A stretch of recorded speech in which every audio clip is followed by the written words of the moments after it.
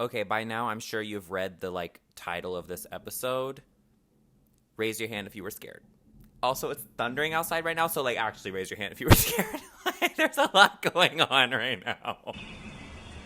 So, my producer is actually MIA for the week, which is lovely gal, but that just means you're stuck with me this week. We are giving MacBook photo booth recording. I feel very meet me at the front door. We're doing it. We're doing a different setup today. So yeah, we have the headphone mic and the computer, but with this intimate setup, this very intimate setup that we are currently in, I figured today is the perfect time to have one of the most requested conversations on the podcast thus far, which I don't know what the fuck y'all think I'm qualified for this one for, but I'm like, damn, but let's have it. We're going to talk about our exes today. And when I say ex, I'm sure you're already, that video the girl was I'm sure you're already on that. But I want to have this conversation to the best of my ability in a non-judgmental way. And I want us to really set with ourselves here. This is the most basic therapy talk, but I want to start out with this.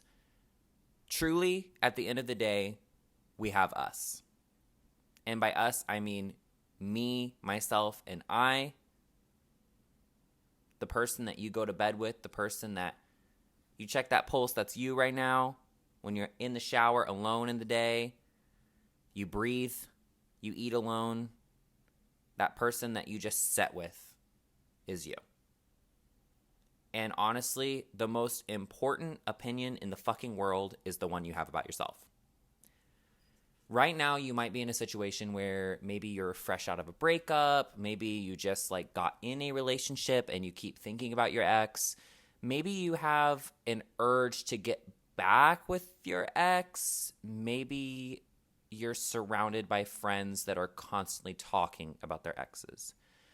Baby, Tate McRae hit that motherfucker on the nose. Oh, I'm sorry. Girl, we kisses to my ex. Why the fuck is that just a topic of conversation all day, every day, all year? Part of it, there's this cultural demand, right? That you see everybody talks about it it's should I text my ex? Should I go back with my ex? Oh, girl, I'm drinking tonight. He's going to be hearing from me. It's everywhere, right? And it's almost this quirky little thing. It's oh, I'm going to get back with my ex, or I'm toying with the idea of getting back with my ex. And for a lot of people, that's a really traumatic idea, right? So I want to start by establishing, if you have left someone in the past, you have your reasons. It might be a safety concern. It might be the fact that you didn't feel like yourself with your partner.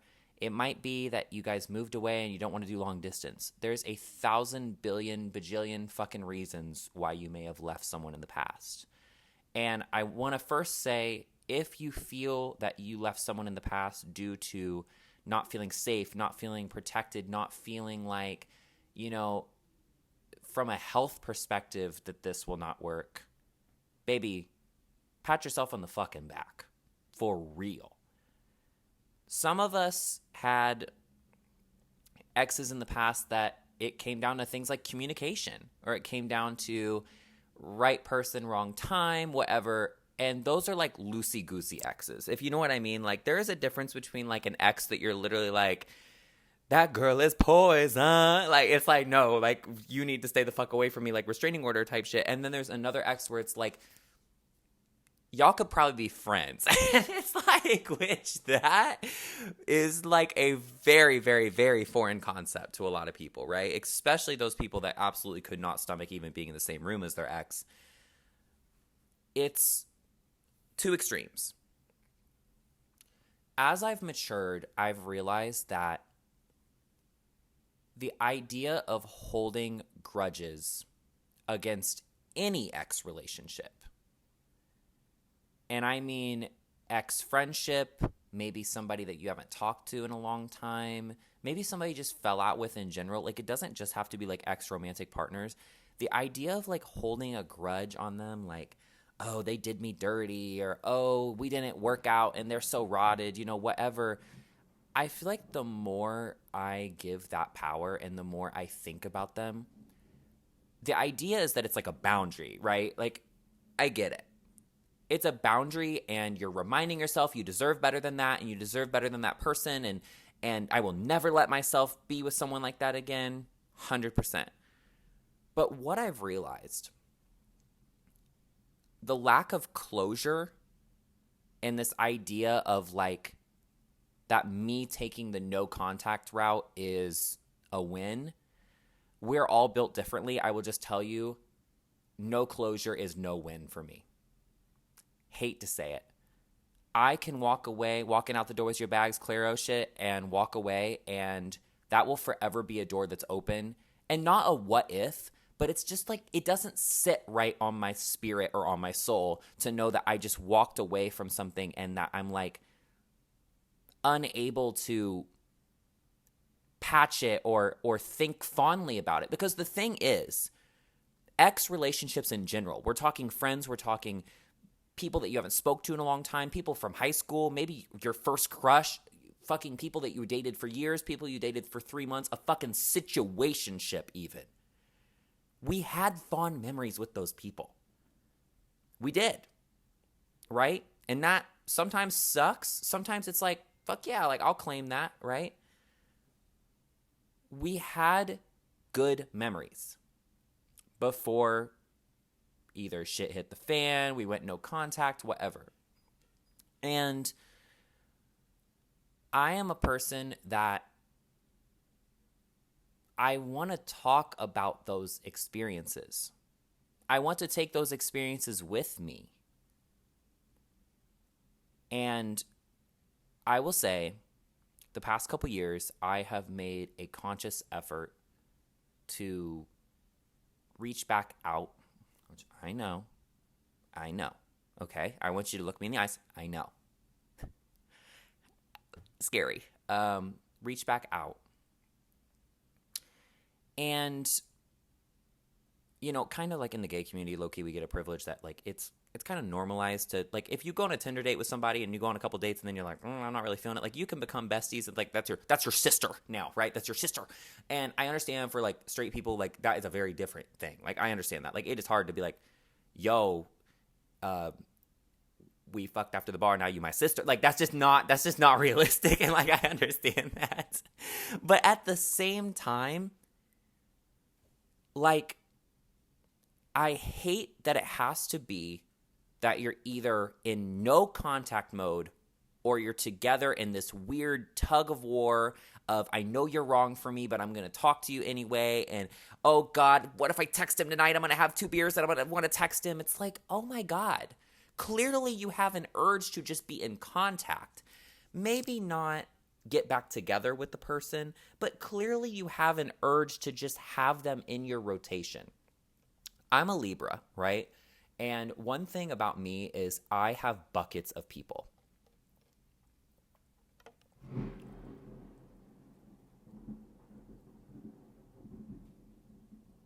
Oh my God. Okay, don't text your ex, y'all. Don't do it. Don't do it. What the hell? Oh my God, that was given like Percy Jackson. Oh my Lord. Right. Krispy Kreme, right. The thing about being a Libra, and it might just be my communication style, like, baby, I don't really know all this shit, right? It's my first day out here, right? But the thing about me is I have a bucket system. And what I mean by that is I have my core group. When I am saying core group, I mean complete emotional vulnerability. It doesn't have to be friends that you've been friends with for years. It can even be people you've met within the year or semi-recently. Like, it just depends how close you put them. I'm talking like, I always say like social security number. Like, it's like a joke. It's like I would totally tell them my social security number. I'd let them sleep over. Like those are your comfort people, your absolute closeness. Y'all can get in an argument and bounce back from it and be like, girl, what are we getting for dinner? Like, shut up, I hate you. What are we getting for dinner? Like, those are your people, right? That's my core bucket. I then have a secondary bucket where it's like, you are that, but also like, I maybe don't see you as much, or maybe I don't contact you as much, or maybe like there's like a conscious, there's like a barrier, right? A lot of times those are the people that you've been friends with for like years and years and years and years, and you're just like, we don't need to keep in touch like that. We don't need to like go out all the time. Like, I feel like there's like a secondary bucket where it's like, it's that closeness, but there's like a buffer, right? And then there's the third bucket, and it's like maybe those are just your people you go out with, and maybe like they're just your go out friends, or you have your friends that's just like we just get dinner once a month or something, or maybe it's your friend that you go to for like advice, or maybe it's like your friend that you go to for like professional advice or whatever the fuck, right? Clearly, there's like that's a friend for a purpose, and that's one purpose, and it's not for every purpose, and that's okay too. I don't mean it's like you're using them. I just mean that third bucket, and then fourth bucket, girl, it's like that's just peers. No shade. Sometimes you take somebody from that first bucket and you downgrade them to the secondary bucket. For a relationship to work for me, I have always known that I need to treat them at least secondary bucket. Hopefully they're hitting the first bucket, but in the past I've made the mistake of like putting them in the first bucket immediately, if that makes sense, the closest bucket. They haven't even earned it yet, no shade. And what happens is, because I feel so violated that I put them in the first bucket and they fucked it up, or I fucked it up, I take them out and they don't even get a bucket.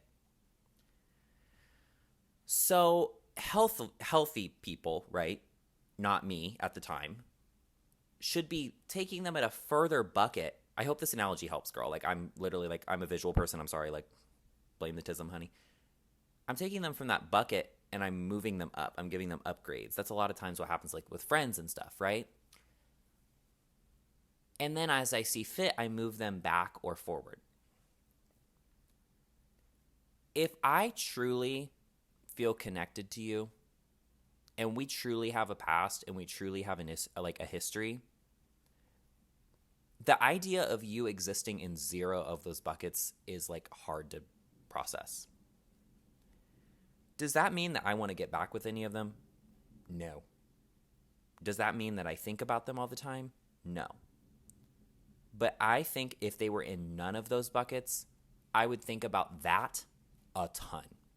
I would literally be being like, wow, that's fucked up. Like, I literally have like a mental block. Like, that Black Mirror episode where like they put in the fucking like microchip and it like blurs things in the world? Like, you're literally like saying like, I have to blur that person. Baby, they're there. Now, do we need to be obsessive and checking the Instagram and whatever? No. But like, God damn it. I don't understand why the only narrative that we can have with exes is it's like you have to burn the bridge, you completely move on, you whatever.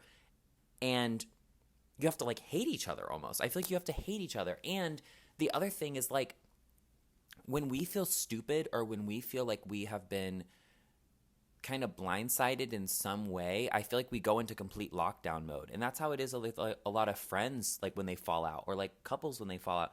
You hear them start shit talking everything about them. And to me, that's a defense mechanism, obviously.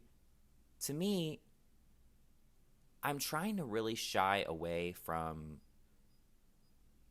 one, expecting too much out of people, but also speeding up the process and making people like way closer quickly. Like, that's my insecurity, right? My insecurity is like, I want to keep you so invested so then it feels like it's harder to remove each other. But the issue with that is when you go where you lose contact with a friendship or an ex or a situationship or whatever, I don't feel right having to forget his dog's name and his fucking who the fuck his neighbor was and his friends and whoever the fuck. It's like, to me, I think it's healthy to still have a care about those things. Now, do y'all need to be texting buddies and and like having no. But I'm just saying, I think we've hit this point where we're at a place where we romanticize the fear and the, oh, I shouldn't, of having a relationship with your ex or an ex friendship or an ex relationship or a situationship or whatever the fuck it is. And it's like, I know this is bad for me, but I'm going to do it anyway. Okay. Well, that's not good. So I'm like, what if we make a conscious effort to redefine what it even means to like break up with someone in the first place? if it truly was just a communication issue, or it truly was just wrong person, wrong time, or if it truly was just like long distance or whatever that may be, I think we're strong enough to still treat those people human. I think we're strong enough to still have care for those people. I think we're strong enough to not have to block and burn every fucking trace of them in the world. I think we're allowed to treat it a lot like when you get like trinkets from a vacation, or when you get like t-shirts from your past or whatever. Like, sure, it's not me now, but it was at one point me. You know, I went through a thing when I would like clean my room and I'd move houses, or I'd like move out of college, that I felt like I had to dump everything and throw everything away, because I'm like, why would I ever want that in the world? And it's like, now I'm sitting here 25, like, I'm kind of sad I cleared all my papers and cleared all my decor and cleared all my stuff from a past thing. It's like, sure, I want to look like I've changed and show that I've progressed, but at the same time, like, that was me. I view ex relationships, friendships, ex partners, ex situationships, I view them very material. More than emotional, if that makes sense. Because low-key, if you're anything like me, our inside jokes and language and everything, it's changing every week, if not every day and every month. So I'm really not saying or referencing things that I did with my ex very often or anything. Like, it's not like that. And also, I move around all the fucking time. So it's not like, you know, I get it, y'all. You pass by the cafe that y'all used to go to and, oh my God, I'm going to collapse. Like, I totally get it. But the thing is, it's like, you have the opportunity to redefine those places. You have the opportunity to like bring other people to those places and new friends, and still go there for you. Just because you did it with your ex doesn't mean it has to be invisible. Like, we're talking about the blur thing for Black Mirror. It doesn't have to become pixels. Like, and you also don't have to pretend that didn't happen. You know, I talked about this a few weeks back, but sometimes I struggle to trauma dump or negatively paint my past, because that makes it worse for me, and that makes it heavier for me if I'm trying to make it seem like that every part of it was miserable. If every part of it was miserable, I would like to believe that I wouldn't be in it in the first place. You really, though, we can talk about this. Situational blindness is a real fucking thing, y'all. You get in these damn relationships and you can stick in them for years, because it's like everyone tells you, they're like, oh my God, you should get out of that. Oh my God, this is not working. Oh, I don't know. And, you know, until I know it, it's like, girl, it's like you're speaking Simlish. It's like, until I know, and then as soon as I know, then yeah, I'm ready to leave. Or, yeah, you're right. But I also bring it like a fucking shocking revelation. I like tell my friends, I'm like, oh my gosh, I don't think this is going to work. Or, oh my gosh, I don't like it. Like, you know, that was what I used to do in the past. But then my friends would be like, girl, we're so sick of fucking telling you. But like, now it's like, I'm really aligned with my body and aligned with my mind, that I know when I'm doing too much. And what's funny is, like, y'all know I started the video with this, like, literally our opinion of ourselves and our like mind is like the most important fucking thing we have at the end of the day. Your opinion about yourself and how you handle situations can make or break a relationship in 5 seconds. Like, when I say that we are so quick to blame everything on the other person, and it's like, sometimes you revisit those situations and you're like, oh my God, like, no wonder. Like, I was on some Looney Tunes shit. And, you know, to be honest with you, like, I had a girl, my hair looks like she ought. I had a conversation with an ex 2 years ago, maybe 2-3 years ago. God, time is crazy, y'all. Crazy how time flies. I feel like Freaky Friday, girl. But 2-3 years ago, I had a conversation with an ex, and, you know, we laughed about how anxious attachment I was. Now, I wasn't like, fuck you for taking that too far. we were laughing at shit I did. And I also was able to say, and girl, fuck you for doing that. And then he was like laughing. And I will tell y'all, I feel like I'm spreading the gospel. That's the reason I don't think of him anymore.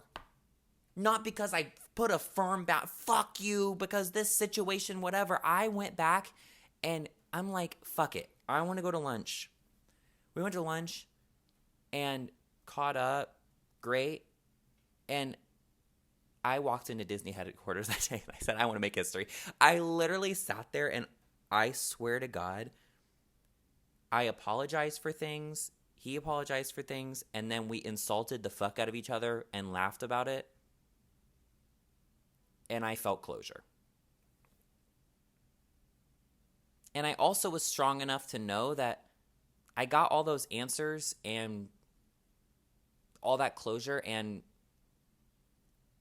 I didn't want to be with him. You know? But I was able to forgive a part of myself that I, was fucked up and beaten down because of that day. And, I've done that in the past, that even ex friendships, and that's the thing. When we say exes, y'all, for my people that are not dating all the fucking time out there, you get it. It hurts just as much when it is just a relationship in general. Something about sending a text to a friend and being like, man, I'm thinking of you. I know we fell out, but I'm thinking of you. And they might not respond. That's not what it's about. And it's also not about clearing your conscience all the time. Sometimes it's just about honoring the fact that you're a good person and that you care about them. Fuck all the noise. Fuck all the petty shit. At the end of the day, I am a human that cares about my time that I spent with another human.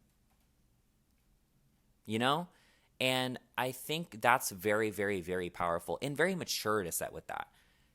It's not always easy and it's not always needed necessarily, but I think you'll know. If it's somebody that you wake up and you think about all the time and you almost get giddy like a kid, and it's like, God, I wish I could tell you that, or God, I wish I could do that. It's like they're fucking, not to be dramatic, but it's like they're dead. And the good thing is, for most of us, they're not dead. They're just unfollowed or they're just no contact, or they're just, on do not disturb, whatever that is for you, they're still there. And chances are, the crazy thing is, Robin, this is really adding to the scenery right now. See, did we all forget that we were not even on the couch anymore? We're on a whole different setup right now. Goddamn. But a lot of times, they're thinking of you too. They are. I mean, how can they not? You're awesome. You're fucking awesome. Of course they're thinking of you. Thinking of things they wish they could tell you, things of maybe memories or whatever. Now, when you reach out to them or they reach out to you, do the other person maybe want to hear from the other person? Maybe not. Maybe they're not ready for that. Maybe they don't want to. Totally understandable. But I will tell you, if you have shared memories with a person in the past, they have thought of you. Duh. You know what I mean? We're all not the Grinch, baby. We all think of people that we've shared good memories with. That's not an issue. It's not. Does it hurt? Absolutely. But it's not an issue to care and to be nostalgic. The culture that we're in of demonizing our past, demonizing our relationships, demonizing anything that we've been in the past, and having no sympathy and no understanding and no anything. I understand that it is a result of wanting what's best for ourselves and wanting boundaries and wanting those things. I totally understand that.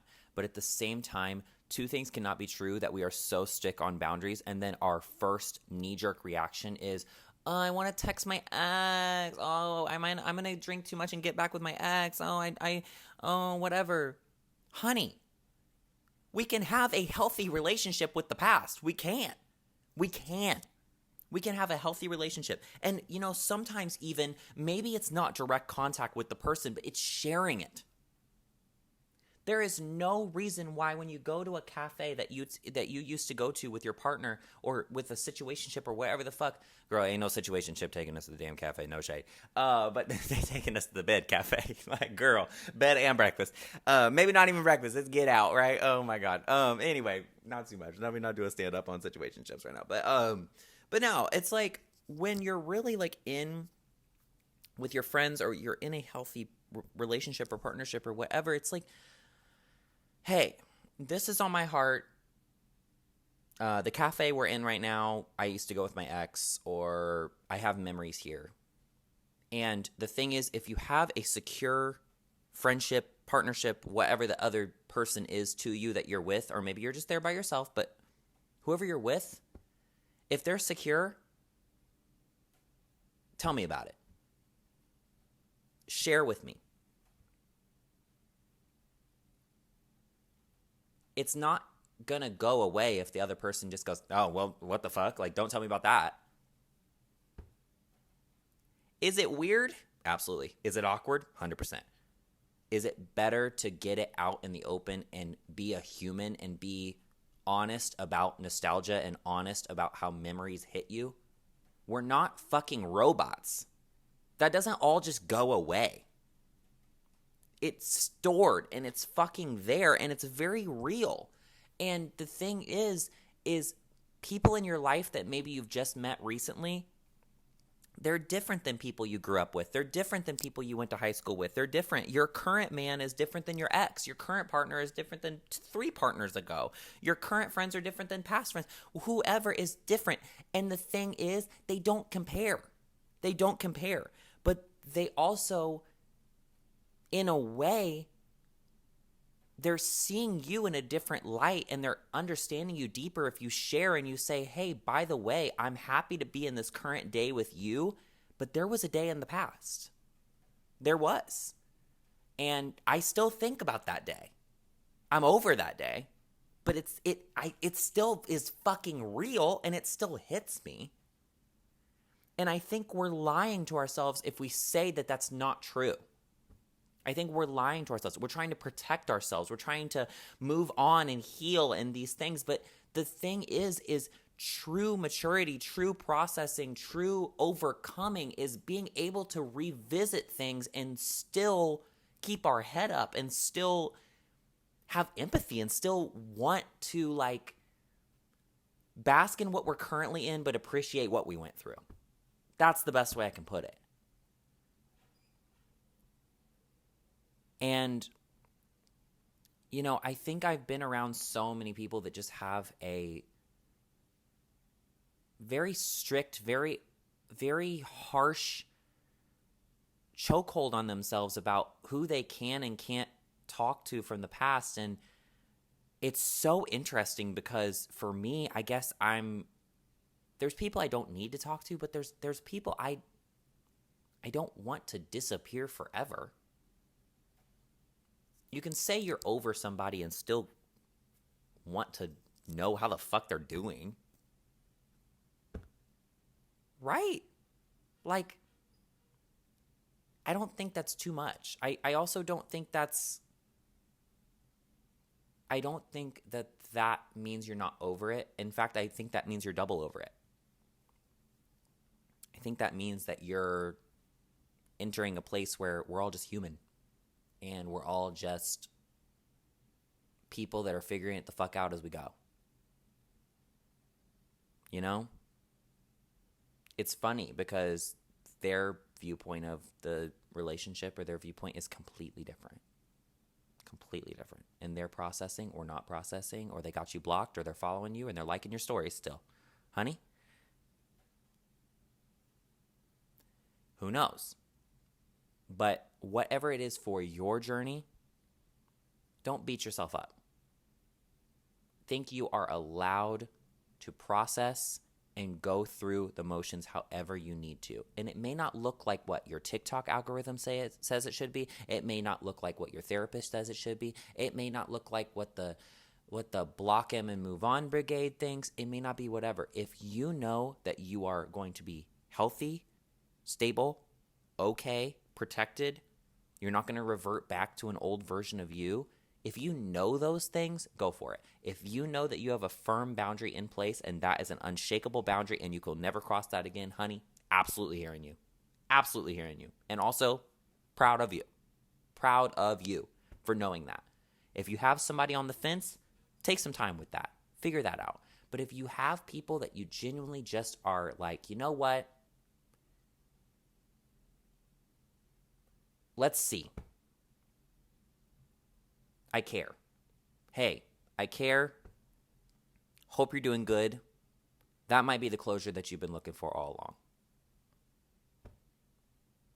Telling you what, we're about to enter fall and winter, y'all. And it is going to get spooky, literally. And seasonal depression is going to whoop that ass till it's purple. Get hold of what you need. Make a list of what you need to be on top, in control, balanced, connected with yourself. Hold on to that. Trust that. And you are a light that enters anyone's world. I know that sounds corny as fuck, but you need to remember that. And sometimes it's okay to just be curious, open, and forgiving.